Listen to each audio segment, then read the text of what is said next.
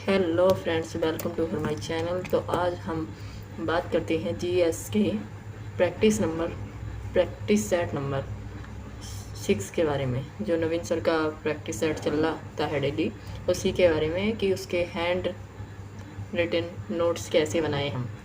तो सबसे पहला क्वेश्चन है हमारा, भरतनाट्यम पारंपरिक रूप से किस प्रकार के संगीत के लिए किया जाता है। मतलब ये किस संगीत के लिए किया जाता है, ये किस संगीत से भरतनाट्यम को लिया गया है।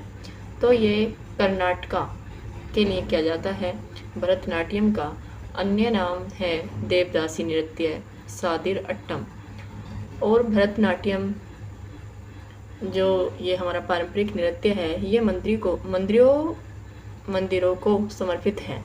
और इसकी 3 शैली हैं। नंबर 1 वर्णम शैली, दूसरी है जवाली शैली और तीसरी है तिल्लाना शैली। और अक्सर बात की जाती है कि कर्नाटका म्यूजिक के बारे में, कि कर्नाटका म्यूजिक जो है हमारा, इसके की फादर ऑफ कर्नाटका। तो हम इनकी बात करते हैं। तो ये हैं पुरंदर दास और त्रिमूर्ति। भी अक्सर एग्जामों में पूछा जाता है कि कर्नाटका म्यूजिक के त्रिमूर्ति कौन हैं। तो इसमें मेंस में बात करें हम, तो ये हैं त्यागराज, मुथु स्वामी और श्याम शास्त्री। और तिरमूर्ति। वुमेन्स में बात करें तो सबसे पहले आती हैं हमारी एम सुब्बलक्ष्मी, DK पट्टम, ML बसंत कुमारी। और MS सुब्बलक्ष्मी को तो अक्सर जानते ही हैं। ये सबसे पहले भारत रत्न पाने वाली संगीतकार हैं। अगर हम संगीतकारों की बात करें तो MS सुब्बलक्ष्मी को सबसे पहले भारत रत्न पाने वाली संगीतकार हैं। इन्हें भारत रत्न 1998 में दिया गया है कि 1998 में। और हमारा दूसरा क्वेश्चन है, मिहिर नृत्य और गोटीपुआ नृत्य किस राज्य से संबंधित है। तो ये उड़ीसा के हैं। और उड़ीसा के अन्य जो नृत्य हैं तो ये है बाघा, घंटा, मृदगम, पेंका, घुमरा, उत्खाई, शवलपुरी और रणपा। और इसमें ही एक पॉइंट आता है कि हरियाणा के नृत्य कौन से हैं। तो हरियाणा के नृत्य हैं धमाल और मंजरी। और फिर हम बात कर लेते हैं बिहार के नृत्य। तो बिहार के नृत्य हैं धोबिया, सामा चकेवा। और हमारा अगला क्वेश्चन आता है, भारतीय शिवाजी और कनक रेले किस के व्याख्यात हैं। तो ये इनका संबंध मोहिनीअट्टम से है। और हम बात करें कि शिवाजी को पद्म श्री पुरस्कार 2004 में दिया गया था और कनक रेले को पद्म श्री पुरस्कार 1990 में दिया गया था। और मोहिनीअट्टम की बात करते हैं हम, तो मदर्स ऑफ मोहिनीअट्टम, तो ये है कलामंडलम कल्याणी अम्मा। और मोहिनीअट्टम के कलाकार हैं साता राव, डॉक्टर सनादानायन और क्षेमावती पवित्रम और गीता गायक। और अगला क्वेश्चन आता है हमारा, 1928 से 1980 के बीच भारत ने ओलंपिक में कितने स्वर्ण पदक जीते हैं। तो कुल 8 पदक जीते हैं। सबसे पहले 1928 में जीता था, सेकंड 1932 में जीता था, थर्ड 1936 में जीता था, फोर्थ 1948 में जीता था, फिफ्थ 1952 में जीता था, सिक्स 1956 में जीता था और सेवन्थ 1964 में जीता था और एट्थ 1980 में जीता था। और सबसे पहला अक्सर पूछता है एग्जामिनर कि सबसे पहला किस खेल में जीता था। तो ये सबसे पहला हॉकी में जीता था। और सबसे लास्ट का जो 8वां पदक है वो 1980 में हॉकी में ही जीता था। ये मास्को में हुआ था इसका आयोजन। और अभी तक कुल भारत ने कितने ओलंपिक पदक जीते हैं। तो 35 जीते हैं, जिनमें 10 गोल्ड मेडल हैं। और इसमें 10 में सबसे पहला गोल्ड मेडल अभिनव बिंद्रा ने 2008 में जीता था। ये अभिनव बिंद्रा का संबंध निशानेबाजी में है। और 1928 में कैप्टन कौन थे। तो 1928 में कैप्टन जयपाल सिंह मुंडा थे। और 1936 में मेजर ध्यानचंद, जिन्हें ओलंपिक का जादूगर भी कहा जाता है। और 1980 में किशन लाल थे, और 1948 में किशन लाल, और 1980 में वासुदेव भास्कर इनके कैप्टन थे। और हमारा अगला क्वेश्चन आता है ओलंपिक से ही संबंधित कि ओलंपिक पदक जीतने वाला पहला भारतीय और एशियाई टेनिस खिलाड़ी कौन थे। तो ये हैं लिएंडर पेस। इन्होंने 1996 में अटलांटा ओलंपिक में जीता था कांस्य पदक, और पहला ओलंपिक पदक 1952 में केडी जाधव ने कांस्य पदक जीता था। केडी जाधव का संबंध कुश्ती से है। और हम बात करते हैं कि पहला रजत पदक जीतने वाले ओलंपिक में कौन थे, कब जीता था और किसने जीता था। तो पहला ओलंपिक पदक 2004 में एथेंस में इसका आयोजन हुआ था, और ये राज्यवर्धन सिंह राठौर ने जीता था। और हमारा अगला क्वेश्चन आता है इंडियन सुपर लीग का संबंध किससे है।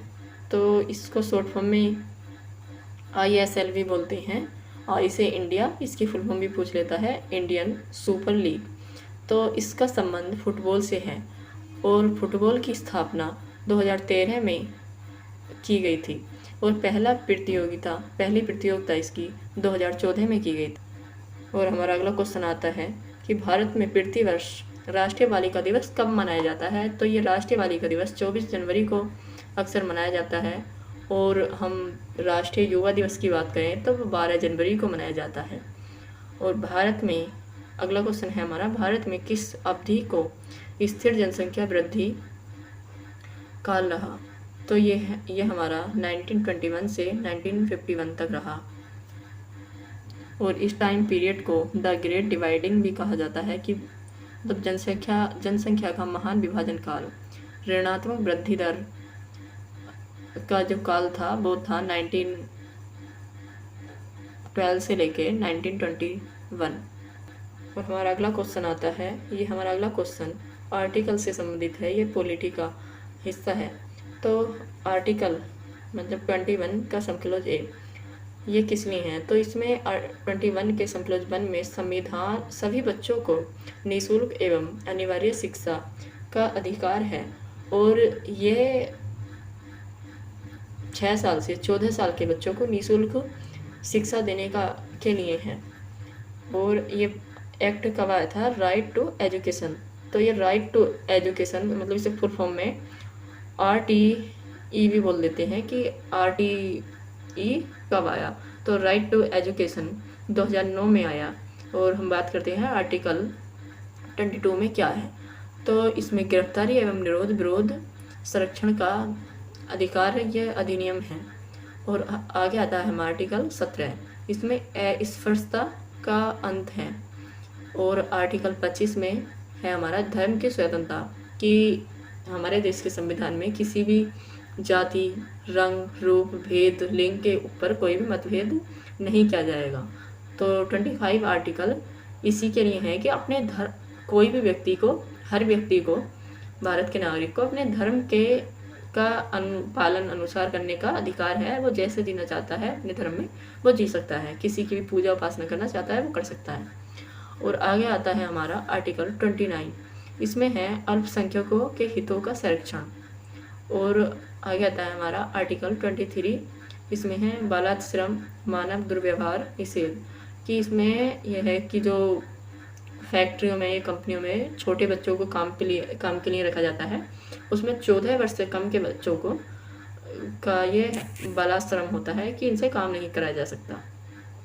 और आर्टिकल 24, इसमें कारखानों में बच्चों के नियोजन के प्रतिषेध के लिए ही है। और उससे आगे आते हैं हमारा आर्टिकल 19, तो इसमें भाग दिए गए हैं। तो आर्टिकल के संक्लोज ए में दिया गया है वाक एवं अभिव्यक्ति की स्वतंत्रता। इसमें पुतला फूकना, झंडा फहराने या किसी भी चीज़ की कोई कमेटी बनाना उसकी स्वतंत्रता है। कोई भी अपने धर्म का प्रचार प्रसार कर सकता है शांतिपूर्ण तरीके से। और इसका वी है शांतिपूर्ण सम्मेलन, की कहीं भी कोई भी सम्मेलन कर सकते हैं। और 19 का सी है संघ बनाने का अधिकार, कि हर व्यक्ति को अपना एक संघ बनाने का अधिकार है, वो चाहे तो अपना संघ बना सकता है। और इसमें डी दिया गया है 19 का संक्लोज डी में ये असाधु घूमना मतलब अवैध घूमना कि आप कहीं भी घूम सकते हैं, विदेश देश विदेश में अवैध घूम सकते हैं कि आपके ऊपर कोई भी मतलब वेद नहीं, कि आपके के ऊपर कोई भी रोक नहीं लगा सकता कि आप यहाँ नहीं जा सकते। और 19 का ई में दिया गया है निवास करने की स्वतंत्रता, कि आप कहीं भी निवास कर सकते हैं। और इसका एफ निरस्त कर दिया गया है 19 का एफ। और 19 का समक्लोज जी है, इसमें है व्यवसाय की स्वतंत्रता, कि आप अपना व्यवसाय कर सकते हैं। और आगे बात करते हैं हम अपने हिस्ट्री के टॉपिक पे, जो हिस्ट्री के कुछ पॉइंट हैं। यह आता है हमारा गौतम बुद्ध से संबंधित। तो गौतम बुद्ध को ज्ञान की प्राप्ति कहाँ हुई? तो इन्हें ज्ञान की प्राप्ति गया में हुई। और इनका निवारण जो था, जहाँ इनका मृत्यु हुआ वो कुशीनगर में हुई थी। इन्होंने प्रथम उपदेश अपना सारनाथ में दिया था। इनका जन्म लुम्बानी में हुआ था। और एक बात याद रखना, गौतम बुद्ध का बचपन का नाम पूछ लिया जाता है तो वो सिद्धार्थ है। और इनकी माँ का नाम महामाया है, जो इनके जन्म से 7 दिन बाद ही उनकी मृत्यु हो गई थी। और इनका पालन पोषण इनकी मौसी गौतमी के द्वारा किया गया था। तो गौतम बुद्ध का जन्म लुम्बानी में हुआ था। और एक पॉइंट और है, बंदर से भेंट इनकी कब हुई थी और कहाँ? बंदर से भेंट कहाँ हुई थी? तो गौतम बुद्ध की बंदर से भेंट वैशाली में हुई थी। और गौतम बुद्ध ने हाथी को अपने वश में किया था, तब वो राजगिरी में किया था। अब आता है हमारा महात्मा बुद्ध, कि महात्मा बुद्ध का जन्म का प्रतीक क्या है? तो इनके जन्म का प्रतीक कमल है। गौतम बुद्ध ने प्रथम प्रवचन का प्रतीक क्या है? तो वो धर्म चक्र है। और महाबोधित इन्हें बोधित वृक्ष है। और त्याग क्या किया था? इन्होंने अपने घोड़े का त्याग किया था। आई होप कि आपको वीडियो पसंद आई हो। अगर वीडियो पसंद आई हो तो कमेंट्स करके ज़रूर बताना। और आपको इसके नोट्स चाहिए तो कमेंट्स बॉक्स में एक बार ज़रूर बताना। Thank you, Tata.